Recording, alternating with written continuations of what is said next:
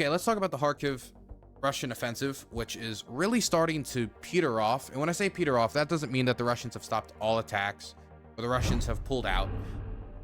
What I mean is that the Russians are not taking any more land, and that not only are the Russians not taking any more land, but that the Ukrainians are starting to launch counterattacks after there was a shift in momentum due to a bunch of factors. One of the primary factors being the approval from the United States for Ukraine to use Western-made weapons, American weapons, across the border into Russia if it's in the border territories close to Kharkiv where the Russians were firing from. So for those of you who have not been following the Kharkiv offensive that closely, I can try to get this information up. Moment. Go to a map. So this right up here is the Kharkiv Oblast, and this is where the Russians are attacking from in the Belgorod Oblast. And from within the Belgorod Oblast, they have been having their artillery launch over the border into Ukraine. Now, why would the Russians set up their artillery just outside of Ukraine over the Russian border? The reason in large part being because there is a restriction, or there was a restriction, and it's still partially there, that Russia itself cannot be hit with Western weapons.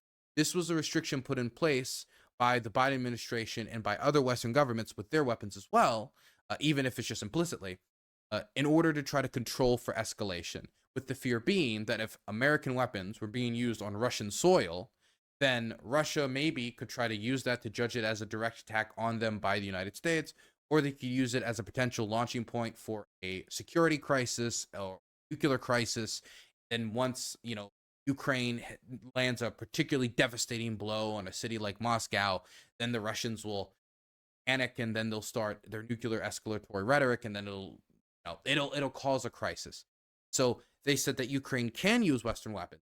We've finally, after the Ukrainians have been asking for them for so long, that they can even use ATACMS, but they have to be restricted within Ukraine. ATACMS being the longer range missiles that Ukraine has been asking for a while, that can go like from 150 miles to like 300 in the higher ranges. _the_Shmee got a tier 1 subscription. Yo. Hope this helps with the Starlink bills. Thank you. That will help with the Starlink bills. I appreciate the tier 1. Thank you for the support, buddy. Thank you. So once the United States recognized this was the case, they kind of just did nothing for a bit. And I'm saying that to blunt because this was recognized to be a problem before in April by Secretary of Defense Lloyd Austin, and it was only after the Russians commenced the offensive in May and the Ukrainians had identified the Russians gathering in large groups across the border that they wanted to hit with Western weapons, that they started ringing the bell at the Biden administration saying, hey, give us approval. But the Russians launched the offensive. They used this geopolitical divide to their advantage, with the Ukrainians having their hands tied, and they took a bunch of border villages, as you could see. Now, eventually, this restriction was lifted specifically for this oblast where these offensives are coming from. Not on ATACMS. ATACMS still cannot be used inside Russia, but on other American-provided weapon systems, particularly the HIMARS being of the most importance, that was approved. And that led devastating losses for the Russian side. And while there has been scandals in relation to the Kharkiv Oblast when it comes to the Ukrainian side, for example, why were the Russians able to so quickly capture a lot of these border villages? Was there insufficient defenses on the border? And then Ukrainian government officials would counter with, well, maybe there wasn't a lot of defenses on the border, but this wasn't even, number one, our first line of defense. And number two, if you are building trenches on the exact front line with excavators, the Russians will just blow up the excavators. And there has been multiple videos of the Russians blowing up excavators, trying to make trenches across Ukraine. And so there's a debate back and forth to exactly, and we probably will not know all of the details until later of exactly what transpired that led to the Russians capturing these villages.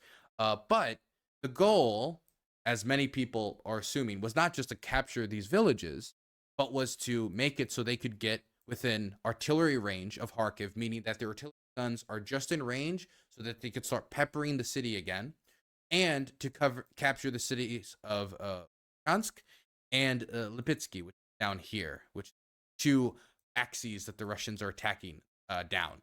But they have been making not too much progress in taking either of these. In fact, in Vovchansk, we're getting reports that the Russians are starting to get pushed back from Vovchansk. That not that they're out of the city, but that the Ukrainians have begun to take back the city and they control the majority of the city. Now, whether or not they're going to take back all of the city, whether or not the Russians are later going to dedicate more of the reserves, because they still do have troops and reserves to try to continue to put the pressure on Vovchansk and try to take it, I don't know. But that's the situation as it stands. As it stands, Russians went over the border. They had early success taking some border villages. That success quickly slowed down. They were unable to take the larger cities on the border. That seemed to be the strategic goals Burns they were aiming is an for. immoral, morally corrupt, bankrupt man. Thank you very much for the support. I appreciate that, Piker. Thank you. And not only were they unable to capture these cities, as of right now, they were unable to get within range of Kharkiv to shell the city with their MLRS systems, their D-20s, their artillery systems, just generally. So this seems to be the general strategic situation as it stands. If you guys wanted to get an idea on how this offensive blunted so quickly, and how these, like the use of HIMARS and these of Western artillery systems helped the Ukrainians disable equipment, I wanted to show you a video of a road that leads down to the Russian positions, down into the villages that they captured, that was used by troops to try to transport themselves and equipment to the front line, and what has been made of that transport route because of artillery attacks from the Ukrainian armed forces.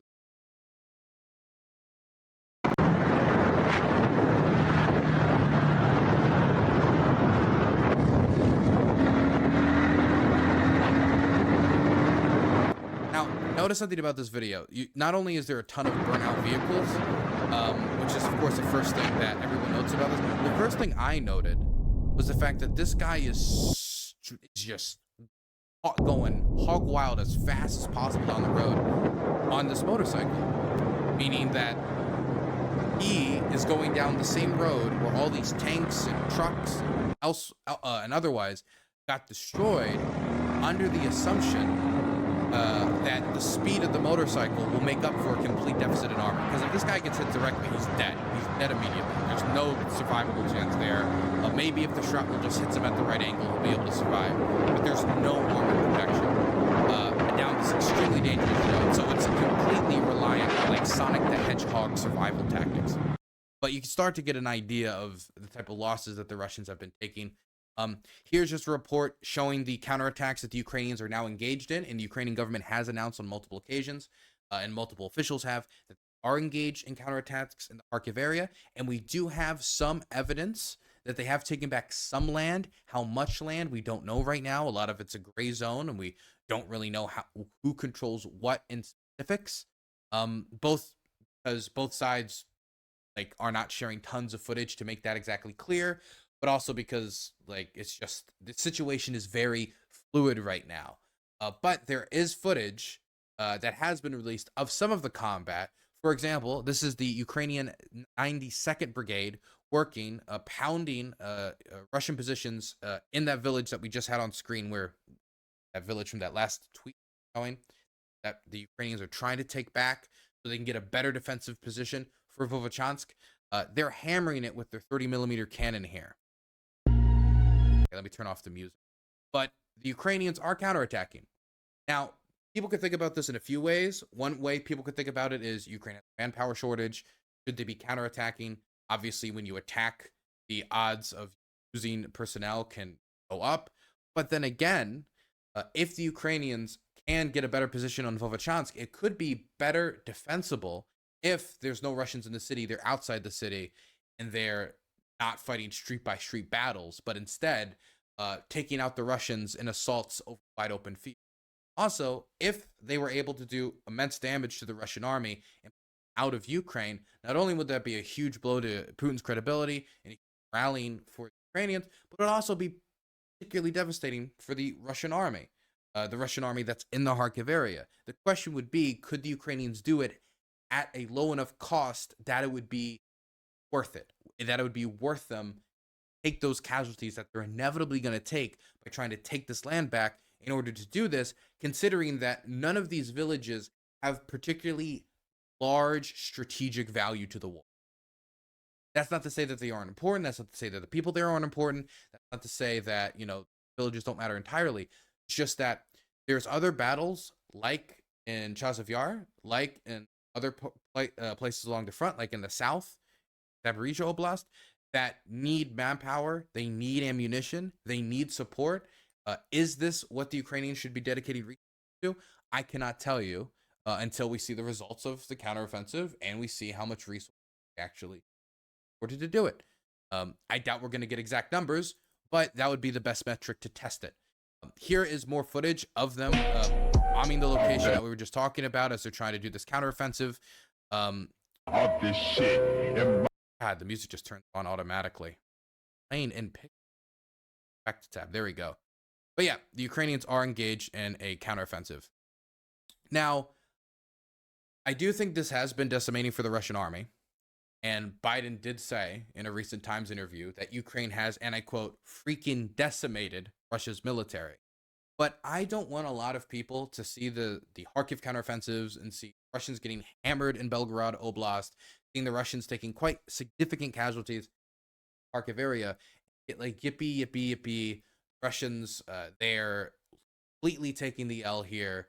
My gosh, the momentum is shifting. And that's not to say that this, again, isn't victory in its own right, and that the fact that the Russians were only able to get 6 miles into the Kharkiv Oblast before being stopped isn't something that should be more deeply examined and talked about. But I just want to throw out there that the idea that this was an operation to, say, like, capture Kharkiv, not only do I not believe that, I could see it as a setting up operation to maybe do the step forward towards maybe capturing it in the future. The exact intentions of this offensive are still unclear.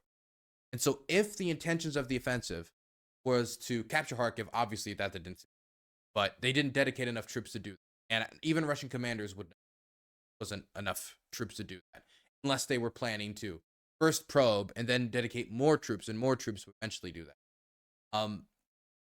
I think something needs to be taken into consideration, that the purpose of this, maybe if they could get an artillery range, that would be great. If they could take Volochansk, if they could take these other locations, that'd be great. But there should be consideration given to the fact that the purpose of this operation could be to take troops away from the Donetsk region. From the start of this war, Vladimir Putin, and we don't even need to say like 2020, go back to 2014, the vast majority of the fighting has been in eastern Ukraine, specifically in the Donbass. And the Russians have been pretty steadfast about the fact that they want to conquer all of Ukraine if they can, but if they could only choose one part of Ukraine to conquer, the Donbass would be pretty high up there on that list. And so a lot of people have looked at the Kharkiv counteroffensive not just through the lens of how many villages were captured in the Kharkiv region, are they in range of Kharkiv when it comes to artillery, are the Ukrainians taking devastating losses, is there a breakthrough, have they broke through the first line of defense and heavily entrenched position. Others, and I think I'm starting to look at it this way too, but of course I can't read their intentions, as a operation to take Ukrainian resources away from the Donetsk region, divert them to the Kharkiv region, meaning that the troops defending the Donetsk region are more stretched out, they're thinner, less manpower, less munitions, and then it makes it easier for them either A, to attempt a breakthrough, or crawl forward as they try to take the city of Yar, try to cut off the highway from cities like Konstantinivka, as they want to eventually push on to cities like Slovansk and Kramatorsk. This is a real possibility. So when we're talking about the Kharkiv offensive, I do think that there is victories here. There are victories to be celebrated for the side. This isn't necessarily the only operation. And if the intention of the operation was to divert troops away from the Donetsk region, that did happen. That did happen. There were troops taken away from the Donetsk region, deployed into the Kharkiv Oblast in order to A, prepare for potential Kharkiv offensive once gathering, and B, respond to the actual offensive once it was underway. So if the purpose was to divert troops, they succeeded in diverting troops. The question of whether the diversion of troops is going to cause a breakthrough in the Donetsk region, or it's going to cause them to crawl forward at a better pace, or have less casualties, or have to expend less ammunition, That's a different question, especially since the Kharkiv offensive from the Russian side has petered out quite quickly. They can still dedicate more manpower to it, but the more manpower they dedicate to what is potentially an operation to pull troops away, I mean, if you keep pulling away your own troops on the Russian side in order to keep up this offensive, then you're also pulling troops away too. So it's a double-edged sword. Oh, we've engaged in a Kharkiv offensive to pull Ukrainian troops away. But in order to engage in a Kharkiv offensive, you need to have the troops to be able to engage in said offensive. So if the Russians cannot just endlessly resupply troops in Kharkiv, especially if they're taking devastating losses, and the Ukrainians have free ride to bomb into Russia specifically just to blunt this operation. So is there things to celebrate here for the Ukrainian side? Obviously. Volchansk has not fallen. Majority of it's still controlled by the Ukrainians. While the situation can change, definitely with more troops dedicated into the battle, that is the situation as it stands. Russians were only able to get 6 miles in, certainly not close enough to be able to bomb and strike Kharkiv itself with traditional Russian artillery like the MLRS rocket systems.